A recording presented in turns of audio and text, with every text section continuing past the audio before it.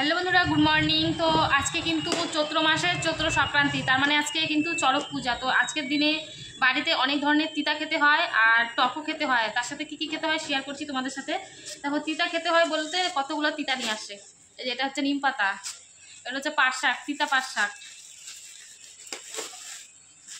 আর এই যে হচ্ছে গিমা শাক। এটা তো একদম কি বলবো, কালকে এরকমই একটা আটি এর থেকে কম এতটুকু ছিল, হাটে 10 টাকা করে নিচ্ছিল। আজকে জানি না এটা কত দিয়ে নিয়ে আসে, তাও আবার 2 আটি আসছে। দেখো এটা কিন্তু অনেক তিতা। এটা আমরা ডিমা শাক বলি, তোমরা কি বলো? ডিমা গিমা যাই হোক, এটা আর তোমরা কি বলো একটু কমেন্টে জানিও।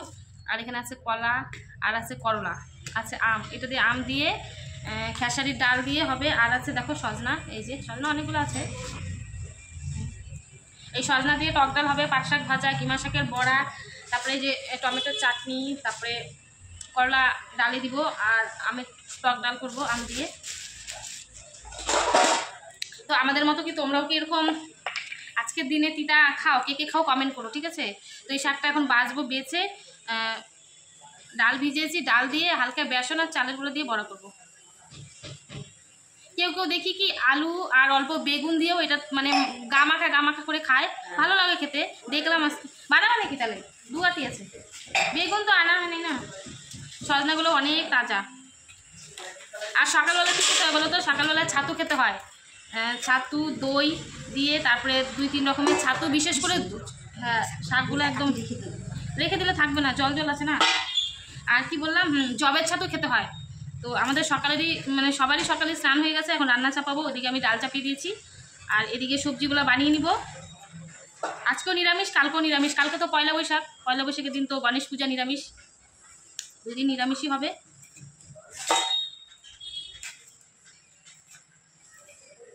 আজকে আমাদের বাড়িতে 4 রকমের তিতা হবে।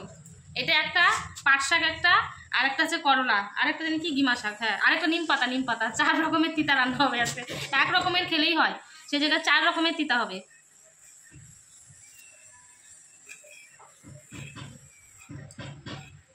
আগে যখন আমরা ছোট ছিলাম, আমাদের যখন মাথাভাঙার বাড়ি ছিল, মানে নদীর ওই পারে, আমাদের পাশেই তো নদী আছে, নদীর ওই পারে মানে সব তরমুজ গাছ লাগায়। এই ডিমা শাক দেখলে তুমি বলবা একদম এরকম করে একদম ছড়ায় থাকবে। আবার ঋতু ছড়া মানে ক্যাথার মতো বিছায় আছে, আর এত সুন্দর, মানে কি বলবো, ওখানে লোক তো খায় না, যেখানে সেখানে ডিমা শাকের গাছ। আমরা যেমন গুরুত্ব সহকারে মানে মাঝে মধ্যে এনে খাই বড়া খাওয়ার জন্য, ওইদিকে লোক খায় না কেন? এভেলেবেল তো সব জায়গায়। তো মানে কি বলবো, এত কচি দেখলেই মানে বেশি হয়ে যায়।